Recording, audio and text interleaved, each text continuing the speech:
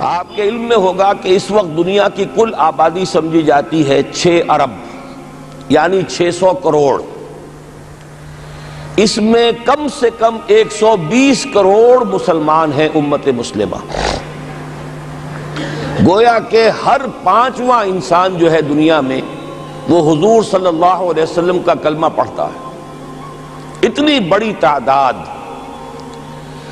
اس کے ساتھ ہی کتنا بڑا علاقہ جو ہے اس زمین کا وہ اللہ تعالیٰ نے اس امت کے قدموں تلے رکھا ہے. اگر آپ نے نقشہ دیکھا ہو دنیا کا تو آپ کو معلوم ہونا چاہیے کہ شمال میں جو بہت بڑا یہ نظر آتا ہے سائبیریا اور روس کا علاقہ، یہ سب غیر آباد ہے. اس طرح شمالی امریکہ میں بھی کینیڈا سے اوپر بڑے بڑے آپ کو بر اعظم سے نظر آئیں گے، سب غیر آباد ہیں.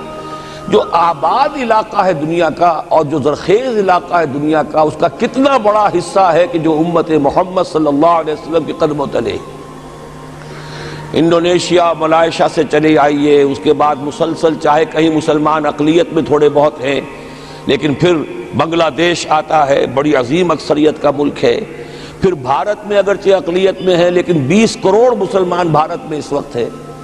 پھر جو پاکستان سے شروع ہوا سلسلہ، افغانستان، ایران، چلتے جائیے ادھر ترکستان، چینی ترکستان، روسی ترکستان، پھر آگے چلیے عالم عرب، افریقہ کا پورا شمالی علاقہ، افریقہ کا تقریباً سارا وسطی علاقہ. یہ سب کیا ہے؟ کتنا بڑا رقبہ ہے. اور ہر طرح کی نعمت اللہ نے دی ہے. اس میں نباتات بھی ہیں، اس میں معدنیات بھی ہیں، اور سب سے بڑھ کر آج کی دنیا میں جو اہم ترین شے ہے کہ پیٹرول جو ہے، تیل جو ہے، اس کے سب سے بڑے ذخائر وہ ہیں کہ جو مسلمانوں کے قدمے تلے. اتنی تعداد میں ہونے کے باوجود، اتنے وسائل کے پر بظاہر قابض ہونے کے باوجود، سوال یہ ہے کہ کیا آج دنیا میں امت مسلمہ کو عزت حاصل ہے یا یہ ذلیل ہے؟ اسے غلبہ حاصل ہے یا مغلوب ہے؟ اسے کوئی دنیا میں وقار حاصل ہے یا یہ بالکل بے وقار ہو کر رہ گئی؟ یہ بات ہے جو ہمارے سمجھنے کی ہے آج کیوں ذلیل کہ کل تک نہ تھی پسند گستاخی فرشتہ ہماری جناب میں. اس وقت صورت یہ ہو چکی ہے، آپ کو معلوم ہے کہ ہر جگہ پر پسماندگی کا نشان مسلمان ہیں. ہمارے سارے وسائل پر دوسروں کا قبضہ ہے.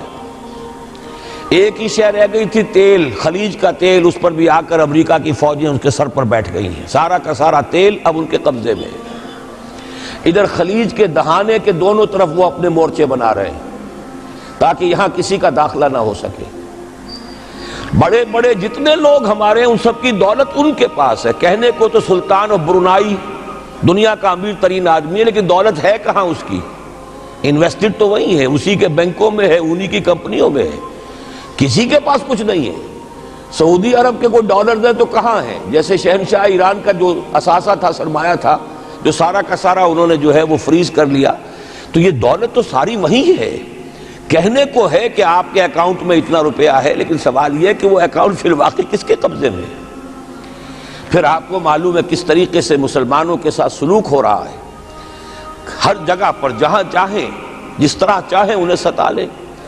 اور ان میں بھی سب سے بڑھ کر جو بات میں آپ سے کہوں گا، آج دنیا میں جتنے بڑے پیمانے پر محمد عربی صلی اللہ علیہ وسلم کی توہین و تذلیل ہوئی ہے، پوری انسانی تاریخ میں نہیں ہوئی. رشدی نے کتاب لکھی، بدترین حملے کیے. کیا رنگیلا رسول کتاب تھی جو لکھی تھی کسی ہندو نے، جس کو کہ ایک مسلمان نے پھر خنجر گھونپ کر اور ہلاک کر دیا تھا. وہ تو کچھ بھی نہیں تھی. اس کتاب کو رنگیلا رسول کو 100 سے ضرب دیجئے تو یہ کتاب بنتی ہے سیٹنک ورسز، اور وہ ملینز نہیں بلینز کی تعداد میں شائع ہوئی.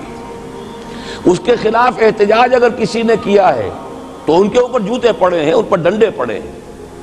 پوری مغربی دنیا اس کے پیچھے آ گئی ہے، سپورٹ کیا ہے. لے دے کے ایک ملک نکلا ایران، اس نے کم سے کم یہ کہ اس کے قتل کا فتویٰ تو دیا، لیکن کیا کرے، قتل کرنے کی تو نوبت نہیں آئی. پورا عالم عیسائیت اس کی پشت بنا ہے، اس کی مدد کر رہا ہے. یہ اتنی بڑی توہین محمد رسول اللہ صلی اللہ علیہ وسلم کی اور آپ کی ازواج مطہرات کی اور یہ بظاہر ایک ایسے شخص کے ہاتھوں جس کا نام مسلمانوں کا سا ہے، اس کا اتنا بڑے پیمانے پر ہونا، اور پھر یہ کہ مسلمان 120 کروڑ ہونے کے باوجود کچھ نہیں کر سکتے۔ میں وہ چیزیں نہیں گنوانا چاہتا کہ 15 لاکھ جو ہیں وہ ہمارے افغان بھائی جو ہیں انہوں نے جانیں دیں، فائدہ کس کو پہنچا؟ تاحال امریکہ کو، کہ اس کی جو مد مقابل قوت تھی USSR وہ ختم ہو گئی۔ اسی طریقے سے جو کچھ کشمیر میں ہو رہا ہے، ہماری بے ہمیتی، بے غیرتی کا عالم یہ ہے، ہم کچھ اندر خانے تھوڑی بہت کو مدد کر کے سمجھتے ہیں کہ ہم نے فرض ادا کر دیا، جبکہ فرض تو یہ ہونا چاہیے تھا کہ ہم براہ راست اعلان کرتے اور انڈیا کو الٹیمیٹم دیتے کہ سٹاپ دس بزنس، یا یہ کہ پھر ہم سے جنگ ہے۔ جنگ کا نتیجہ تو پھر اللہ جس کو چاہے دے گا۔ اگر انسان اللہ تعالیٰ پر اعتماد رکھتا ہو، توکل رکھتا ہو، اپنے موقف کی حقانیت پر بھی اسے یقین ہو، تو کم من فیۃ قلیلۃ غلبت فیۃ کثیرۃ، تاریخ میں ہمیشہ ہوتا آیا ہے کہ چھوٹی قوتیں جو ہیں ان کو غلبہ اللہ نے عطا کیا ہے بڑی قوتوں پر، لیکن بے غیرتی کا عالم یہ ہے، بے حمیتی کا عالم یہ ہے۔ زبانی کلامی ہم سے بڑا ہمدرد کوئی نہیں مسلمانان کشمیر کا، جس لیڈر کو دیکھو بڑھ چڑھ کر بیان دے گا، لیکن عملاً ہم کیا کر رہے ہیں؟ یہ ساری صورتحال جو میں نے آپ کو بتائی ہے، ویسے تو اب یہ کہ اگر اس میں ایک خاکہ سا میں نے آپ کے سامنے رکھا ہے، اس میں رنگ بھروں تو ظاہر ہے کہ یہ پورا گھنٹہ اسی میں لگ جائے گا، لیکن جو اس کا اصل لب لباب ہے وہ یہ ہے کہ ہم اپنی جگہ بڑے خوش ہیں کہ ہم امت مرحوم ہیں، ہم تو امت محمد ہیں صلی اللہ علیہ وسلم، ہم تو اللہ کے پیارے ہیں، ہم اللہ کے لاڈلے ہیں، ہمیں اللہ کی شفاعت، ہمیں اللہ کے رسول کی شفاعت بھی ملے گی، جنت تو گویا کہ ہمارا پیدائشی مقام ہے۔ یہ سارے جو بھی ہمارے ذہنوں کے اندر ہیں خیالات، اور یہ جو ہمارے من گھڑت عقائد ہیں، آپ سوچئے کہ جب ہم جو آبجیکٹیو کنڈیشنز ہیں، گیون کنڈیشنز ہیں، جو سامنے کے حالات ہیں، ان سے جب تقابل کرتے تو معاملہ بہت مختلف ہے۔ یہ کیوں ہے؟ اصل میں سوال جب تک آپ اپنے سامنے نہیں رکھیں گے، اس کا جواب جو ہے اب اس پر غور کیجئے، کیوں ہے؟ کیا اللہ تعالیٰ کو محمد الرسول اللہ کی عزت و حرمت پیاری نہیں ہے؟ کیا محمد الرسول اللہ اللہ کے پیارے نہیں ہیں؟ حبیب رب العالمین نہیں ہے؟ کیا اللہ تعالیٰ کو کفار سے زیادہ محبت ہے؟ کیا وجہ ہے؟ رحمتیں ہیں تیری اغیار کے کاشانوں پر، اور برف گرتی ہے تو بیچارے مسلمانوں پر۔ سائنس میں وہ آگے ہیں، مالیات پر ان کا شکنجہ کسا ہوا ہے پوری دنیا پر، تہذیب ان کی ہے، تمدن ان کا ہے، ہم تو ان کے کیمپ فالوورز ہیں، نقش قدم پر چل رہے ہیں، ہم تو ان کی صرف یہ کہ نقالی کر رہے ہیں۔ تو سوچئے وجہ کیا ہے؟ کیا اللہ کو کفر زیادہ پسند ہے اسلام سے؟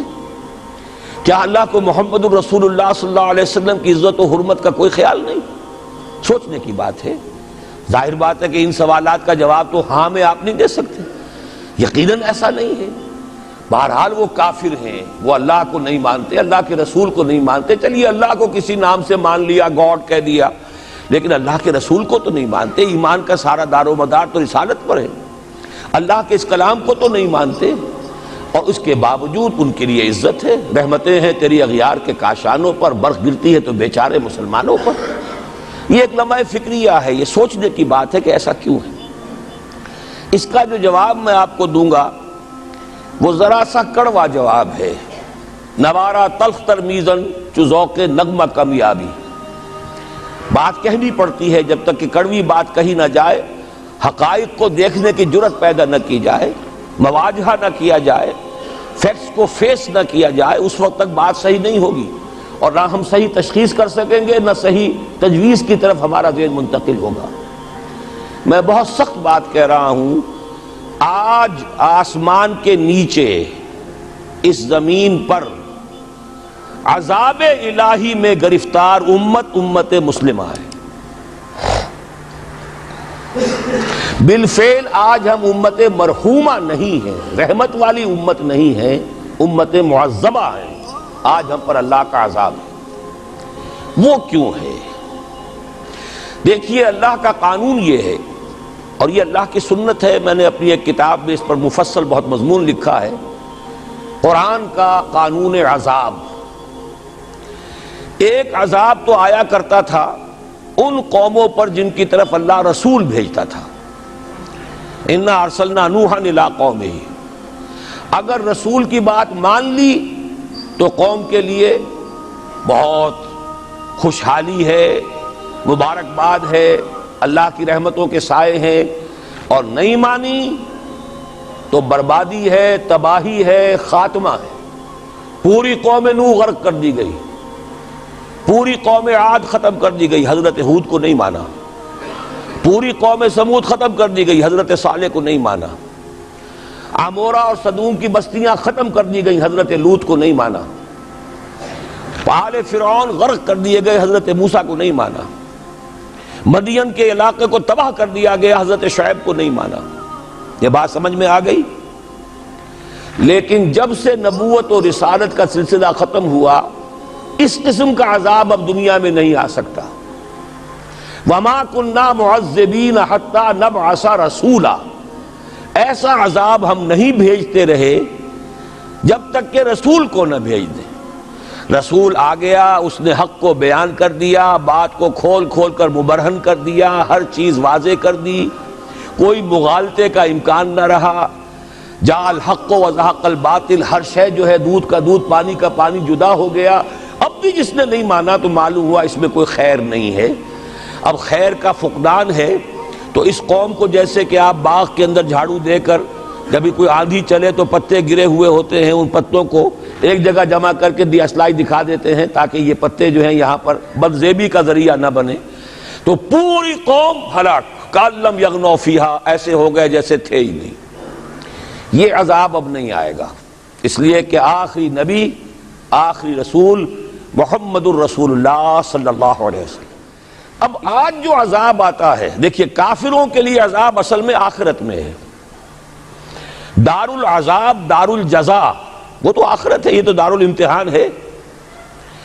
اب جو عذاب آتا ہے وہ اس قوم پر جو ہو تو حامل کتاب الہی، شریعت خداوندی کی کسٹوڈین، اللہ کے رسول کی نام لیوا، اس کے ساتھ عشق کا دعویٰ کرنے والی، عمل اس کے برعکس ہو۔ حالانکہ اللہ نے اگر اسے وہ مقام دیا، اللہ نے اس کی طرف رسول بھیجا اور اسے رسول کے امتی بننے کا شرف عطا کیا، اسے اپنا کلام دیا، کتاب دی، اسے اپنی شریعت دی، تو کس لیے دی؟ تاکہ اس پر خود بھی عمل کریں، اسے دوسروں تک بھی پہنچائیں۔ وہ گویا کہ اس روئے ارضی پر وہ امت، وہ قوم اللہ کی نمائندہ قوم ہوتی ہے، ریپرزنٹیٹو ہوتی ہے۔ اے انسانوں، ہمارے پاس ہے تمہارے خالق اور مالک اور پروردگار کا قانون، ہمارے پاس ہے اس کی ہدایت، ہمارے پاس ہے اس کی کتاب، ہمارے پاس ہے اس کے رسول کا اسوہ۔ آؤ ہماری طرف، ہمیں جانچو، ہمیں پرکھو، ہمیں دیکھو، ہم واقعتاً اسی کتاب کے مطابق چل رہے ہیں نا؟ دیکھ لو، ہم جو کہتے ہیں وہی کرتے ہیں نا؟ وہی بات تو نہیں ہے کہ لما تقولون ما لا تفعلون، کبر مقتا عند اللہ ان تقولوا ما لا تفعلون۔ آؤ دیکھو، ہم نے اس کتاب کے مطابق، اللہ کی ہدایت کے مطابق کیسا اچھا معاشرہ بنایا ہے، کیسا انصاف ہے، کیسا امن ہے، کیسا بھائی چارہ ہے، کیسی اخوت ہے۔ آؤ دیکھو ہمارے ہاں تقسیم دولت کا نظام کتنا صحیح ہے۔ ایسا نہیں ہے کہ کوئی جو ہے اسے دولت کی بدہضمی ہو رہی ہو اور کوئی وہ ہے کہ جو بھوکا مر رہا ہو، ایسا نہیں ہے۔ دیکھو ہمارے ہاں انسانی شرافت، انسانی عزت، انسانی پریسٹیج اور انسانی حقوق بہتر سے بہتر شکل میں موجود ہیں، حریت ہے، آزادی اظہار رائے ہے، سب کچھ ہے۔ یہ کام اگر وہ امت کرے تو اس سے زیادہ خوش نصیب کوئی نہیں۔ پھر دنیا میں اس کو غلبہ ہوگا، دنیا کی خلافت اس کو دی جائے گی، دنیا کی امامت اس کو دی جائے گی، دنیا کی قیادت اس کو دی جائے گی۔ جیسے کبھی اقبال نے کہا تھا کہ سبق پھر پڑھ شجاعت کا، عدالت کا، صداقت کا، لیا جائے گا تجھ سے کام دنیا کی امامت کا۔ لیکن پھر وہی سبق پڑھنا پڑے گا جو صحابہ کرام نے پڑھا تھا۔ جب صحابہ کرام نے وہ سبق پڑھا تھا تو دنیا کی امامت اللہ نے ان کو عطا کی تھی کہ نہیں کی تھی؟ اگر تو اس کے مطابق عمل ہے تو ان سے زیادہ اللہ کو محبوب کوئی نہیں، اور اگر طرز عمل برعکس ہو جائے، کہیں کچھ اور کریں کچھ اور، کہیں یہ کہ قرآن پر ہمارا ایمان ہے اور اس کے قانون کو نافذ نہ کریں، کہیں یہ کہ ہماری تو محبوب ترین شخصیت محمد ہیں اور ان کی سنت کے اوپر عمل نہ کریں صلی اللہ علیہ وسلم. قرآن نے جس شے کو حرام کیا ہے اس کا استعمال کر رہے ہوں. اگر طرز عمل یہ ہو اور یہ طرز عمل اس حد کو پہنچ جائے کہ دنیا تانے دے یہ مسلمان، کہاں اسلام دنیا میں ہمیں دکھاؤ، کہاں اسلام؟ یہ مسلمان کیا اسلام پر کاربند ہیں؟ جارج برنارڈ شاہ نے کہا تھا کہ میں جب قرآن پڑھتا ہوں تو محسوس کرتا ہوں اس سے بہتر کتاب کوئی ممکن نہیں، لیکن جب مسلمانوں کو دیکھتا ہوں تو محسوس کرتا ہوں ان سے زیادہ ذلیل قوم دنیا میں کوئی نہیں. یہ کنٹراسٹ ہے جو ہم اپنے وجود سے پیش کر رہے ہیں. کیا اس کی وجہ سے لوگ اسلام کی طرف راغب ہوں گے یا اسلام سے متنفر ہوں گے؟ کیا ہمارا منہ ہوتا ہے ہم باہر جاتے ہیں؟ اسی لیے ہم تو تبلیغ، میں تو کم سے کم وہاں جا کر جو مسلمان کھوئی ہوئی بھیڑیں ہیں امت محمد صلی اللہ علیہ وسلم کی، انہی کو ریکلیم کرنے کی کوشش کرتا ہوں. جیسے کہ حضرت مسیح نے کہا تھا میں تو بنی اسرائیل کے گھرانے کی کھوئی ہوئی بھیڑوں کی تلاش میں آیا ہوں. میرا منہ نہیں ہے کہ میں وہاں کسی امریکن سے بات کروں.